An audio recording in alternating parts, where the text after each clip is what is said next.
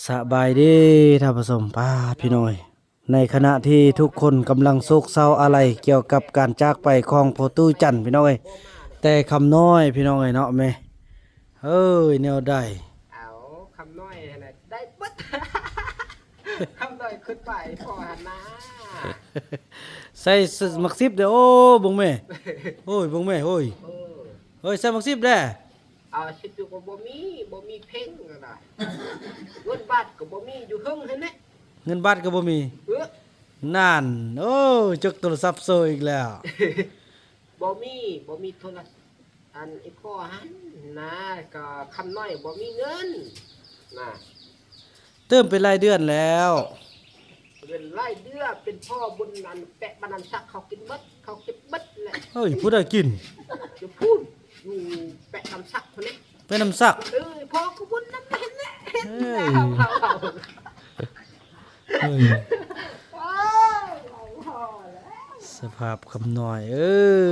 ยไปเห็น ทำน้อยได้กินไปเบิดนะไอ้แม่แต่เขาห่วงกันนี่ เฮ้ยอีแม่ห่วงเฮ็ดจังได๋น้องนกห่วงเด้อ บ่แม่นกก็บ่ห่วงเขาว่าแม่นเขาบ่ห่วง เอิ้นแม่ ทุกวัน พูดน่ะผู้โรงงานผลิตน่ะพูดน่ะพี่น้องเอ้ยพูดน่ะป้าโรงงานผลิตยิ้มเจ้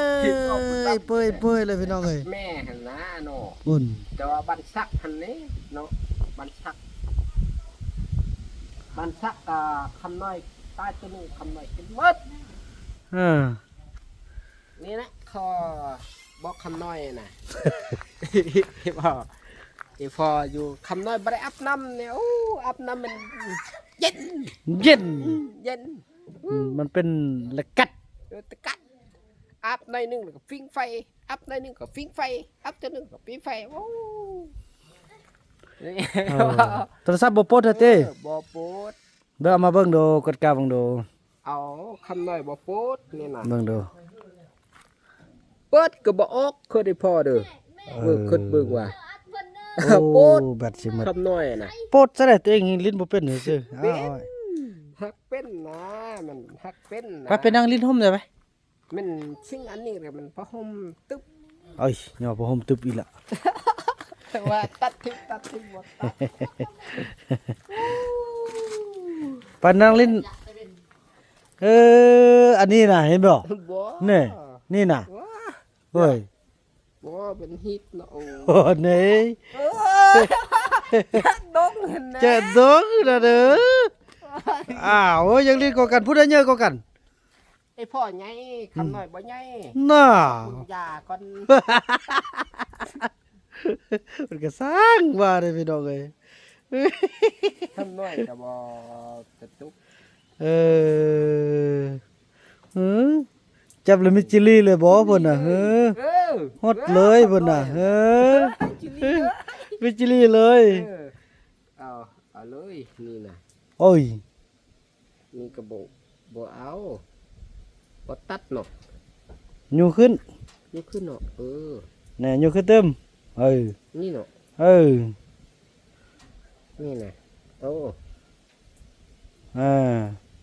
นี่นะ เอ้ยตีนบ่เป็นน่ะ อืม ไปเลยมาทึกเข่งสำละสได้กินข้าวแล้ว ไปเมาอยู่ไสหมา เอาลูกอยู่พูนอยู่อันน่ะบ้านยัง บ้านหยัง ปุ้ย อุ้ยจะได้กิน โอ้คำหน่อยกินเบัด เบิ้นอีจันมากินข้าวเด้ เอาบักเขากินแล้วเป็นจนอิ่ม อีจันกินอิ่มแล้ว จนอิ่ม อีจันนี่ใส่เด้อนี่ บ่อันนั้นเป็นตาหักหนึงก็ว่าอันนั้นนี่ก็บักจันก็อยู่หั่น อยู่ไส บ่เป็นพ่อหานะมัดไปเลยหนนะเขาให้พ่อแบบบินวิตามินนี่ก็ไปเลยคำน้อยทุกวันก็ได้ เออ บ่โรงงานผลิตเพิ่นพี่น้องเอ้ยนี่โรงงานผลิตเพิ่นน่ะเออเอาเด้อพ่อ บ่มื้อ ได้ บ่ ได้ขอบใจพ่อได้พักก่อนนี้ ไอ้เฟืองลงไปท่าน้องบ่นึงเด้อโดยพอได้กินข้าวฮักก็แล้วพี่น้องเอ้ย เรียกเข้า นี่ลูกของกินนี่อยู่ไหนไหมน่ะ บ่เอาถ้วยนี่ไปเอาถ้วยไปเสีย แม่นเอาถ้วยโฟมนะตัวที่เอาไปแล้วทิ่มเลย เอาไปแล้วมันเสียแล้วถ้วยอันนี้ บ่หิมได้เขาบอกเขา มึ ทิ้ ง ง เอา เลย ไปอันนึงเห็นเอามา อันอีจันไปใช่ว่าเดี๋ยวนี้ฮะ บักไอ้เจนก็อยู่คำน้อยนี่ นี่ เออ เนี่ยพี่น้อง เขาปนกันนะเนี่ยเขาปนกันอยู่คำน้อยให้น่ะ เอ ก็ อ คำน้อยพิษก็ นี่ อ่า บักคำเยอะก็อยู่หัน บ่แม่นจนลืมเนาะ บักคำเยอะก็อยู่ ย่า หันว่า ผมเยอะใส่ หันเขากินยามาตัวสร้างเขาปล่อยอยู่นี่นะแล้วไอ้พ่อหันเขาบุญคะแนนเราคำน้อยดึงไป ดึงหยัง พอ ดึงหยัง ดึงคะแนนนะว่าซื้อคำน้อยนะบ่ได้มาต้องกวนน้ำเจ้านี่น่ะบ่ได้กลับมานี่เขาอยู่วันปลายก็ได้ เริ่ม เบิ สร้าง ด คะแนนสงสารแล้วเด้พี่น้องเอ้ยอืม ไม่เข้า นี่อีพ่อหันนะขับใจผมเพ่งเลยบัดนี้ ไปกินข้าวแล้วเด้พี่น้องเอ้ยเนาะ เอาตัวควายโดปูครับว่าจะเอาไว้ก็บ่ไว้ เงินก็บ่มี นี่แหละคำน้อยนะผมเพ่งขึ้นไป แบ่งชิมยังก็ โอเคนี่เลยนี่นะคำน้อยบ่มียังนะตายแล้ว เป็นพ่อบักแก่นตายแล้วบอกแก่นนี่จอกปอกตัวนี้นะเอาเพิ่งเอาหูว่าชื่อคำน้อยนะมัน ก็คิดโซ่ขนาดเล่นโทรศัพท์เป็นแล้วเนาะ เพิ่นได้ซื้อให้น่ะเพิ่นได้ซื้อให้น่ะ บ่ไอ้พ่อหันนะชื่ น่ะ อคือคำน้ แล้ อ วย ดู แล้วก้อนสิได้นี่เฮ็ดหยังจึงได้ บ่คำน้อยบ่ได้ เป็น คำ เป็น น้อยบ่เอา เป็นหยังจึงได้โทรศัพท์เนี่ยนี่ เอาก็ได้เบิดนั่นน่ะ ย้อนว่าสิโอย้อนคำน้อยทางส่วนเฮ็ดเวียกจึงได้สิโอ โอ้ลูกก็แมันพักผ่อนก่อน อืม พักผ่อนก่อนให้มันจงแล้วก็ทางไปเบิดแล้วก็เราที่พ่อจะเอาเงิน อืม ลูกจักได้เงินก็ บ่ได้อยากได้เงิน เอาเติมโทรศัพท์อีพ่อบุญนำน่ะนะ บ่อีพ่อเติมให้แล้วเป็นรายเดือน รายเดือน อืม เออ ตัวลิ้นหมดเดือนหนึงลิ้นเลยบ่ทันเติมเลยเงินน่ะเติมแล้วเติมแสนกีบพุ่นน่ะ ไอ้ฉันกีบ เออ บ่ได้ใช้พันกีบ บ่ใส่แสนกีบแล้ว แล้วว่าคำน้อยจะว่าจักได้เงินยาวๆหั่นนะ สิได้เงินยาว ยาวๆไปซื้อเอาอนาถ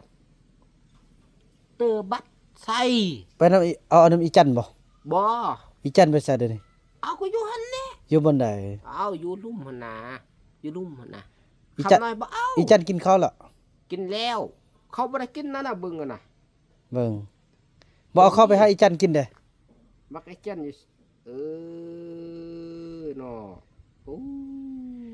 เขาบ่กินน่ะเนาะค่ะเช็ด นี่สร้างเคลียร์ได้พี่น้องเอ้ยพุ่นน่ะเอานิวเคลียร์ได้พุ่นน่ะ นี่นะเขากินน่ะนะ ใช่ เขากินเนี่ยน่ะนี่น่ะ โอ้ กำลังกินน่ะนะอันนี้ตายบ่ตายแล้วเขา โอ้ ว่า เพิ่นเห็นพี่น้องเอ้ย คำน้อยเห็นก็ อยากฟังเสียงกระทอตัวนี้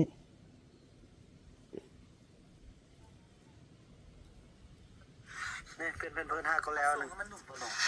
ว่าพ่อคุณน้ เสียงพ่อบุญนำเด้อ ำเบิ่งดู บ่เบิ่งให้นี่น่ะ อย่าฟ้าเสียบจ้ะ บ่คำน้อยเห็นไหมคำน้อยจะเอาไว้ก่อน กดไลค์เด้กดแชร์เด้ติดตามเด้ ติดตามแล้ว อันนี้น่ะเขาตั้มแน่อันนี้น่ะแต่แม่เทศลาวเขาตั้มบ่ได้เนาะ เขาว่าขึ้นไส ขึ้นไส้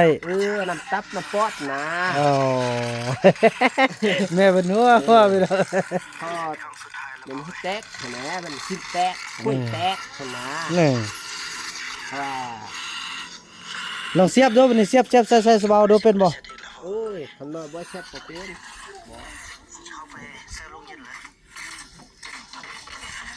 โอ้จังพ่อฮัลโหลพ่อโอ้อยู่บ้านพ่อต้องเลือกแม่ลูกว่าสิโทรหาพ่อลืมเลยไล่เวียกโพดพ่อ โดยแม่นแหละเสียแล้วพ่อ แม่นว่าเฮาแซ่บเบิด มื้ออื่นพ่อ มื้ออื่นเจ็บเอาลงมาแล้วฮะ เขาบอก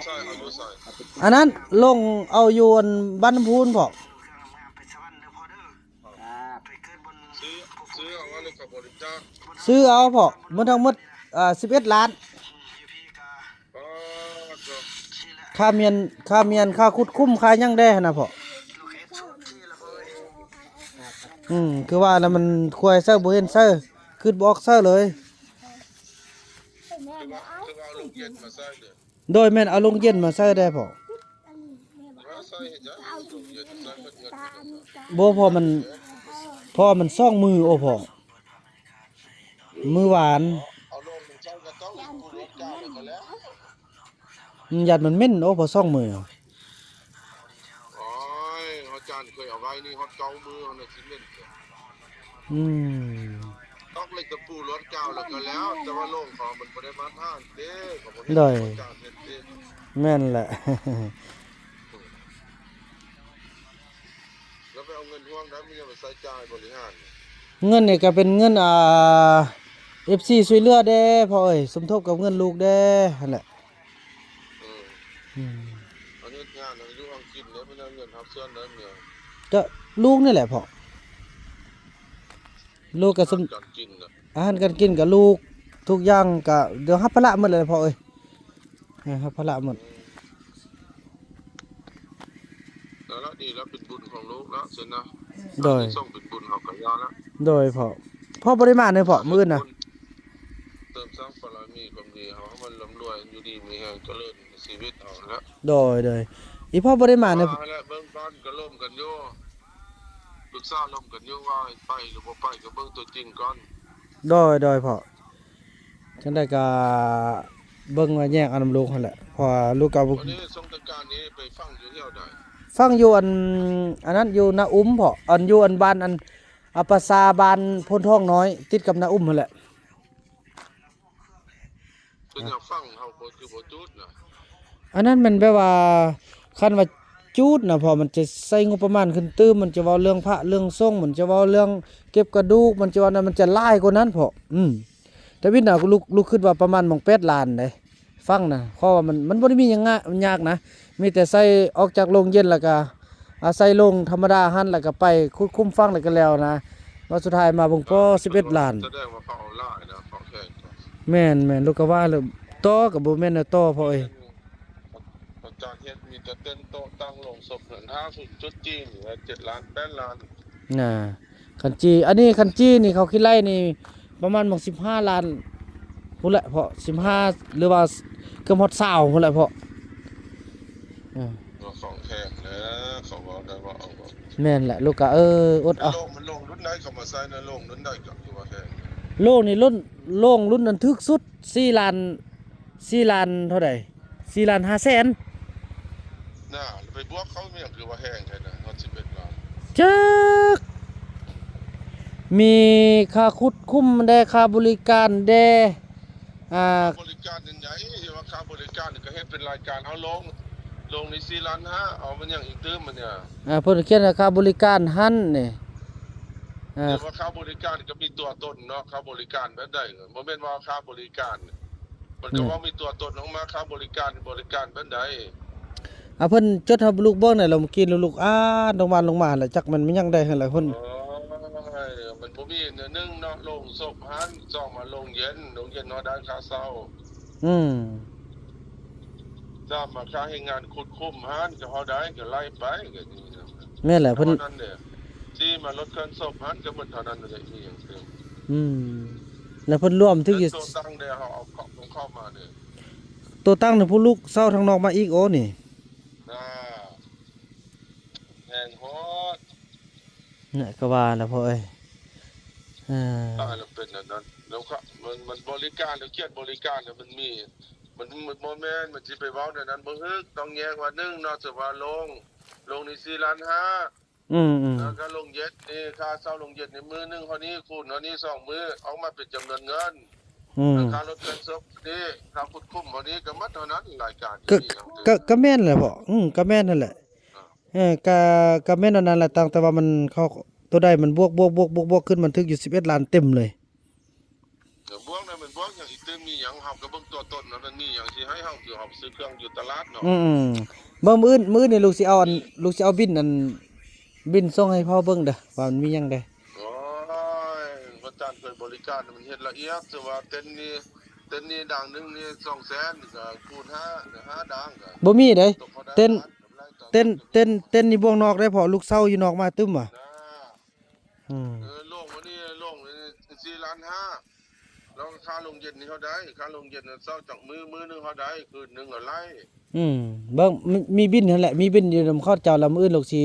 หลังจากจ่ายเงินแล้วลูกสิเอาบิน ได้ว่าเอาบ่เกินกับเกณฑ์ แม่นลูกก็ว่าแล้วบ่ลูกก็ การมันน่ะใกล้ๆเฮาก็บ่ได้เว้านะ แล้วอีกมันก็ใกล้ได้เพราะมันอยู่มาแต่เมืองปักลายพุ่นหั่นนะก็มันน่ะ บ่เกี่ยวกันหรอกเรื่องใกล้ๆบ่เกี่ยว ได้ เครื่องนะบ่เกี่ยวกัน มีสำคัญเฮาร่วมกันเบื้องต้นเข้าใจกันเบื้องต้นถ้าว่าโลกนี้จะเอาลงรุ่นใดใกล้ๆขึ้นกับคอร์สบริการเฮา เอาบ่แล้วอยู่อี ที่เฮาหาเงินนำคนเด้ อีพ่อเฮ็ดอยู่พุ่นนี่ลงทึกสุดนี่เท่าใดพ่อ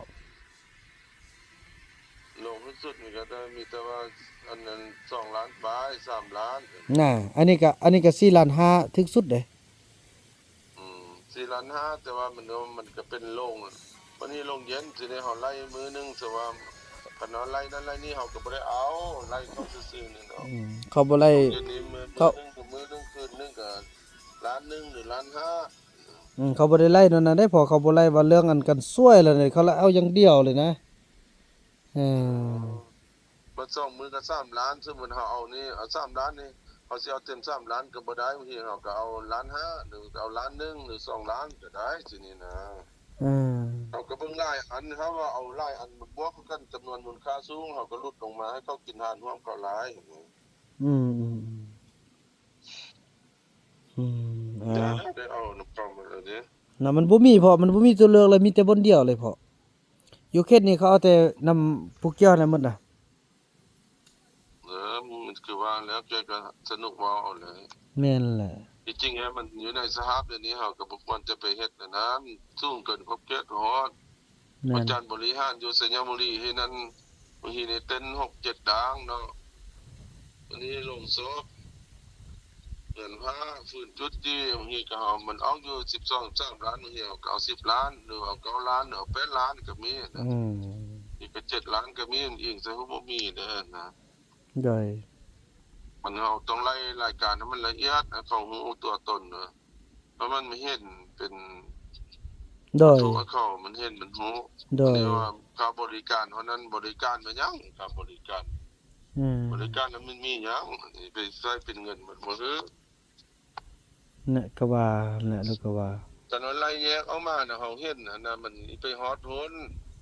ก็ลง4 ล้าน 5แล้วไปบวกอย่างเติมน่ะเอา4 ล้าน 5เดี๋ยวนี้4 ล้าน 5แล้วมาบวกอย่างเติมฮอด11 ล้านมัน6 ล้านนี่ บัดจ่ายเงินแล้วลูกสิเอาบินนำเข้ามาเบิ่งพอเขาส่งอันเขาล่มกันเมื่อกี้แล้วก็ว่ามีบินมาแล้วลูกก็คำว่าต่อเขาจะว่าบ่แม่น มันนี่จริงฮะขุดคุ้มมันนะบ่จำเป็นจ้างเขาก็ได้เอาพี่น้องส่วนเผ่านั่นอันอาหารกยโคตร เอ้ยพ่อบ่มีไผจักคนพ่อ บ่มีไผอยู่จักคนเลยเฮ้ยนั่นน่ะพี่น้องเนาะ เพราะว่าอย่าเป็นยามตายกองแจงให้เขากลับคืนเอามาปลูกป่ามาบ้านหมดแล้ว บ่มันเขาเจ้าบ่ได้สนใจกันนะเพราะมันคือพระเจ้าจันทร์นี่คันลูกบ่ไปพบนี่ก็จักสิตกอยู่สภาพใดบ่ฮู้เลยเพาะ แล้วเอิ้นเขา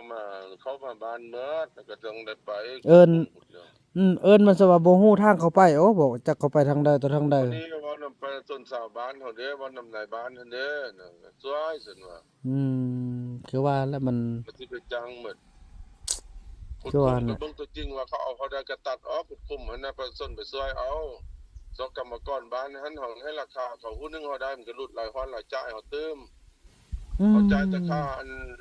นโรงหั่นน่ะค่าโรงเย็นหั่นก็แล้วซั่นว่า มันยากพอเอ้ยว่าเรื่องอัน จบมาเขาเอาไปให้ ว่าเรื่องที่มีคนมาช่วยครับมันยากพอเอ้ยยากอีหลีมันนี่ปัญหา มันก็งงเลย ปัญหาของลูกนี่ว่าหลายอย่างที่ลูกเว้าบ่ได้พอเอ้ยลูกต้องได้ดิ้นรนด้วยตัวเองจังซี่แหละอดทนเพราะ เฮาเฮ็ดหมดก็ตายเฮาติมันบ่แม่นหรอก คือจะเอาบุญแล้วก็แล้วพอเอ้ย พอเฮาบ่ได้กินหยัง ที่ตัว เฮ็ดด้วยใจแต่ว่าเอาบุญเยอะแต่ว่ามันบุญหลายมันก็บุญล้มพับเฮาก็ตายคือกันเนี่ย อืมอดทนเอ้ยพ่อเอ้ยครั้งหนึงในชีวิตของเราก็มีแต่ซ้ำนี้ลูกก็อดสุดที่เลยเพราะคือว่าคันเราเห็นอกเห็นใจก็สิได้เอาความดีความงามในต่อหน้าและบุญกุศลที่เราสร้างนำเราก็สิเบิ่งสิแย่งในต่อหน้าซั่นแหละลูกก็คิดซั่นนี่แหละพ้นที่ใดนะ นั่นแหละแต่ว่าก็ว่าน่ะมันหัวเข้ามาบริจาคเติมให้เขาเบิ่งเขาก็เบิ่งขึ้นเติมกับห้องคลอดของเขาเติมมาเฮาก็บ่นั่นหลายมันบ่แม่นเฮาก็ว่าบ่มีเงินนี่เฮ็ดได้ อืม มันเดินเฮาได้เฮาลดลงก็ลดที่เขาบ่ได้ลงขึ้นนั่นหลายนะ ได้ เอาลงเฮาก็จ่ายเต็มมันได้แล้ว4ล้าน5เฮาจ่ายเต็มแล้วได้แล้ว อืม แล้วแนวอื่นหั่นนะมันมีหยังเติมนี่เนาะ ได้สำคัญแล้วอยู่บินนั่นแหละเบิ่งบัตรอันมาแล้วลูกก็สิเบิ่ง 4ล้าน5ไปหั่นน่ะมันเหลือ4ล้าน5มาใส่5มันเหลือตกอยู่5ล้าน5เป็น11ล้านบ่4ล้านมาใส่6ล้านก็เป็น10ล้าน10ล้านเอาดีเป็น5ล้าน5ว่านั่น ก็สิประมาณนั้นติพ่อ แต่ว่ามันยังมีอย่างอีกเติมค่าบริการคือว่าแห้งพุดคุ้มนี้มันจะบ่สิไปฮอดเป็นล้าน2ล้านถ้าดึกน้อยเขาอยู่ล่วงน้ำผ้านี่เขาจ้างให้พุดนี่บ่ได้ฮอดเท่าล้านดอก คือว่าแหละพ่อ เฮ็ดอัน อยู่เขตอันเขต 3-4-5แสนเขาก็พุด คืออันอยู่เขตอันพ่อสมีหลายคนเฮ็ดอันนี้มันบ่มีนะมีแต่ผู้เดียวนี่นะพ่อคือแล้วมัน เดี๋ยวก็เห็นตั้งใจเอาก็โพดอันนี้ก็ได้ อืม มันเกินขอบเขตมันเรื่องมันบ่แม่นเนาะเฮ็ดงานมันเกินขอบเขตโหด หน่อยพ่ออันรูปที่อันพ่อตู้จันอันถ่ายกับอีพ่ออีแม่น่ะเฮาสิแสดงว่าเอาไว้เฮือนให้เราได้เนาะ เอาไว้ให้ก็สิเป็นหยัง อืมใครไปไว้โยนคุ้มเลยซะว่าอีมีพ่อหั่นเนาะบ่ไปตเอาไปไว้เถอะเนาะ บ่ได้แล้วบ่แม่นแนวต้องเอาไว้ห้องไว้เฮือนไว้บ้านนึงมีลูกมีหลานมีพี่น้องเราอยู่หั่นเด้ อืมแม่นแหละ เป็นอนุสรณ์ลูกเอาเมียนไว้ก็ได้ เลยเอาไว้เป็นที่ระลึกกันแหละพ่อเอ้ยอืม มันก็บ่มีอันเดียวเห็นก็เห็นรูปเราได้มากก็เบิ่งว่าเด้เฮาจันนี่ผู้นี้เด้เสียน่ะผู้นี้เด้เฮาฮู้จนว่า แม่น ไปอยากไปไว้ประสาวแม่นเนาะเอามาใส่ในโรงศพคนเราตายก็มาใส่นำกันก็บ่ได้นะมีรูปเฮาจานนั้นบ่ได้แล้วคลำ อืม ต้องได้ต้องให้เอารูปเราต้องหาก่อน อืมบ่ได้เซอหยังเลยเพราะมันเฮ็ดถือว่าอย่างน้อยก็คิดว่าก็เป็น โรงนี้เอามาใส่แล้วว่าโรงนะเขาว่าตัว4ล้าน5เขามาใส่แล้ว ย่างมื้ออื่นมื้อสิมาส่งสการพุ่นล่ะ 4ล้าน5โรงจอมพัดน้อยเนี่ยเบิ่งแล้วกัน อืม